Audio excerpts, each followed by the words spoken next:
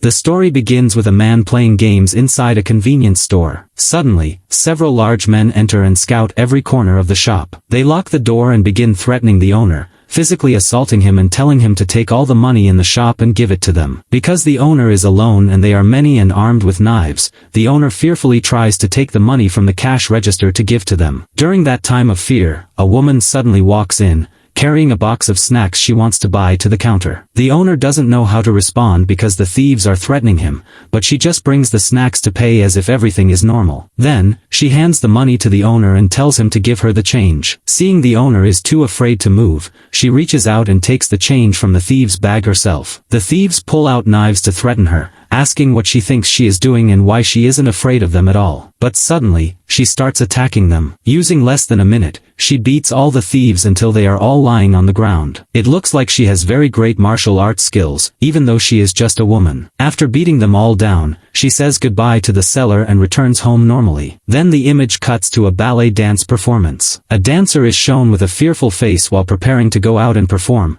but she still continues to go out. Her face still looks very strange while dancing in front of many viewers. Suddenly, she twists her ankle while dancing. Then the image cuts to the woman who fought the thieves in the store, Okju, who is at her house. After eating, she goes to sleep. A little later, she is sleeping and hears the phone ringing. Someone is calling her named Ballerina. She wakes up, takes the phone, and answers. She hears a woman's voice asking if she is sleeping, and she says she just woke up. The woman who called says she knows she shouldn't call at this time, but many things have happened and her performance had problems too. She asks, "Do you have time? Come meet me for a bit." Okju says, "It's okay, I'm free." After that, she gets ready and leaves her house, getting on her motorcycle. She travels to the ballerina's house, but she stops at a shop to buy 4 bottles of wine, probably intending to take them to drink at the ballerina's house. She continues her journey to the building where the ballerina stays and takes the elevator to the front of the room. She tries to press the bell, but no one comes to open the door. So she enters the password to go inside by herself. It looks like the two of them are very close because she even knows the secret code. When she walks inside,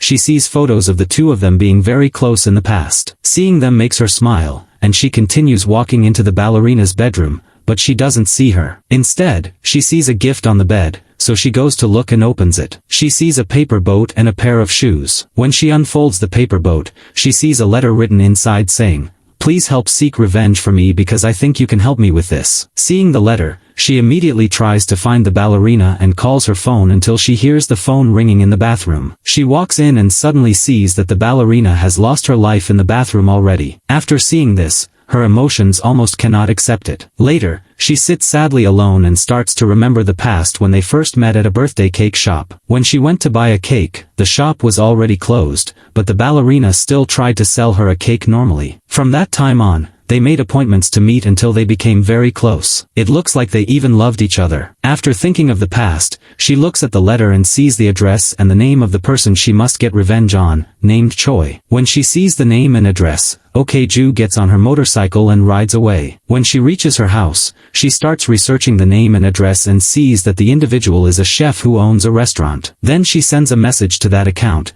pretending to be a buyer to find the location. But after a bit, the person replying to the chat stops looking, as if he knows something. This makes her feel very hopeless, and she continues to remember many memories of her and the ballerina. It looks like Okju really loves the ballerina very much. Suddenly, a phone calls her about work. She answers and hears a man's voice. The man says she has time for her friends but no time for him. He asks if her friends knew who she really was, would they still be able to continue their friendship? Then the man says clearly, "Meet me tomorrow at the bridge. We will open the shop at 2 a.m. If you fail again, I will make your friends hate you by telling them your true history." Then he hangs up. The image cuts to the morning. A man is driving a car near a bridge. Several men are waiting for him secretly. He takes a bag and puts something in it for the men. Then another man riding a bicycle comes and takes a bag too. Okju is parked nearby on her motorcycle, looking at them. When the man on the bicycle rides away, he opens the bag and sees food. But there are also some candies inside. He keeps the candies and throws the food away strangely.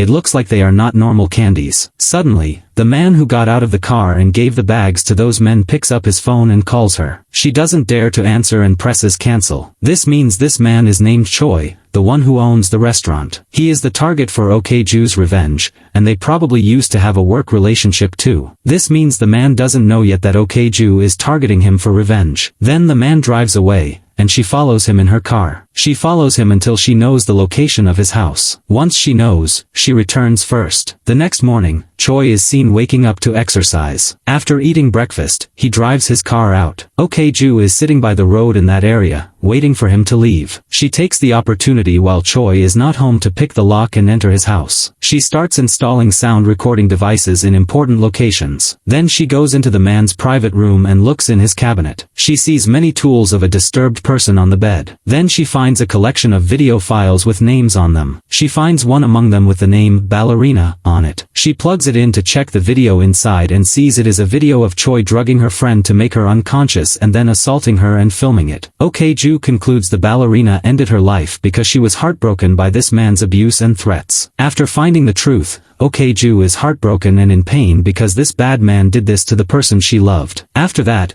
Ok-ju stabilizes her emotions and starts listening and following the devices she hid in the house. She records his speech to identify important targets for revenge. After many hours, she hears him telling someone that tomorrow he is going fishing. Listening to the word fishing, it is not normal. It means going to a club to find new beautiful women to do bad things to again. She notes the location and time. Then Ok-ju starts looking for an attractive outfit she has never worn before. To disguise herself as a beautiful woman, she must wear it. She goes to drink wine in that club and keeps her eyes on the man named Choi, who is looking down from above to hunt for beautiful and attractive women. After seeing the man looking at her with interested eyes, she goes upstairs. Suddenly, the man grabs her shoulder from behind and calls her name directly, Ok-ju. Haven't seen you in a long time. She asks, who are you? My name is not Ok-ju. Actually, the man doesn't recognize her because of her strange outfit. She just looks similar, and it was his style to start talking to women. They start praising her beauty and drink together. After a few drinks, they go to a hotel in a car. When they reach the hotel, the man uses a key to enter the room with her. Ok-ju observes the surroundings and sees two staff members.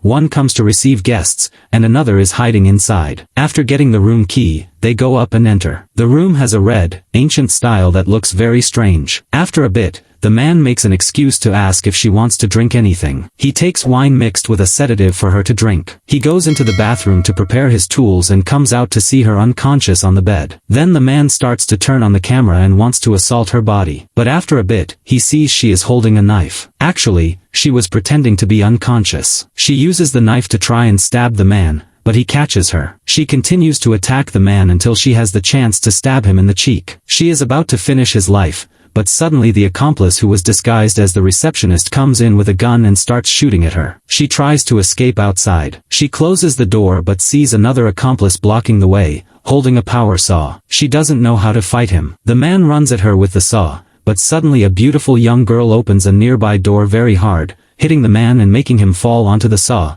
getting injured. The girl quickly grabs Ok-ju's hand and they both run away. When they get outside, they take the man's car key and drive away. The image cuts to Choi being treated by doctors for his torn mouth. Then his big boss comes to visit him with many followers. The big boss scolds him for failing and letting a beautiful girl he caught escape. He tells Choi to find both of them, or there will be big trouble. Then Ok-ju and the beautiful young girl are sitting and ordering food in a shop after escaping. Ok-ju asks her how long she has been stuck there. The girl says she was forced and threatened with a video if she didn't do what they ordered. Ok-ju asks what kind of video, and the girl says she should understand what kind. The girl continues, I think we have hope now because you are the only one who volunteered to help us. My plan might work because of you. Ok-ju asks if she really has a clear plan, and the girl answers, my plan is to end all of their lives, and then it's over. After that, Ok-ju goes to find her friend who is a shooting instructor to ask for a gun. Because they were close when they worked as bodyguards together, but her friend cannot help because guns cannot be given away easily. As a last resort,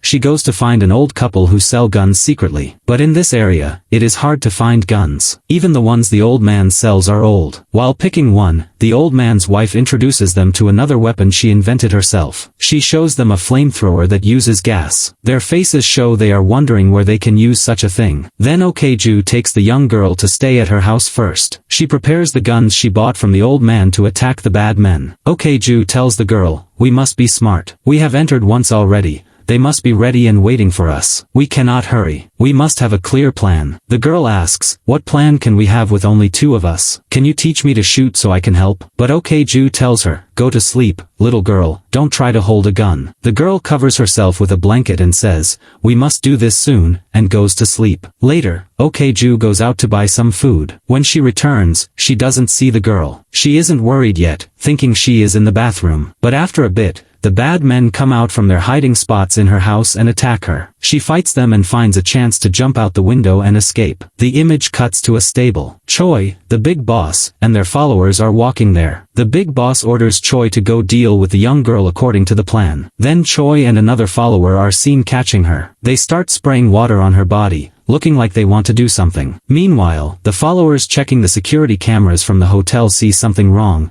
One of their men is lying on the ground strangely. A man takes an axe and goes outside, but Okju is there with a gun. She asks where the bad men took the girl. The man tells her the location, but she still shoots and ends his life. Her anger is very strong now, and she has no mercy. After knowing the location is the stable, she carries her weapons there without fear. When she enters, she sees the girl's clothes but not the girl. She continues searching and enters an elevator with 3 followers who don't realize who she is. After the elevator goes up a bit, she shoots and ends the lives of all 3. The image shows the bottom is a normal stable, but the top is actually a place for producing illegal things, with many workers. Okju walks in normally. At first, no one pays attention. She uses her gun to make a loud noise to get their attention and asks, "I want to ask you something. Has anyone seen a girl about as tall as my chest?" At first, they just laugh at her for being brave enough to enter a criminal nest. Then the big boss walks out and says, "Isn't this the girl like a boy that Choi brought that caused trouble before? It's okay, I welcome you. Come in and talk." He pours wine for her to sit and drink, but she suddenly shoots and ends the big boss's life easily. She says, "I won't talk much more. Has anyone seen her?" Everyone is very afraid. She tries to fire a warning shot, but she realizes she is out of bullets. Everyone takes knives to attack her. She has one more gun and shoots them, but they keep coming one by one, making it hard for her to fight. As a woman alone, even with strong martial arts, it is hard to fight so many men. But she still fights until she shoots them all down. Then, the image shows Choi's group driving a car in the stable area. Okju is walking out and looks at the back of the car, seeing they are carrying the beautiful young girl in a terrible condition. Seeing this makes Okju's hands shake with anger. She is about to raise her gun, but Choi also has a gun and shoots her in the arm, making her fall. The man who was driving tells Choi, "You are lucky to come yourself. I will tell the big boss to give you more money." But Choi suddenly shoots and ends that man's life too, saying, "I don't lack money. You don't need to give me more." Then he points the gun to finish Okju, but she hides behind the car and takes the chance to shoot Choi, making him fall. She takes him to the beach and uses the flamethrower the old lady invented to spray a huge fire onto Choi, the most evil man in the world. And our story ends here. If you enjoyed this recap and want to see the next story, don't forget to subscribe for the next installment.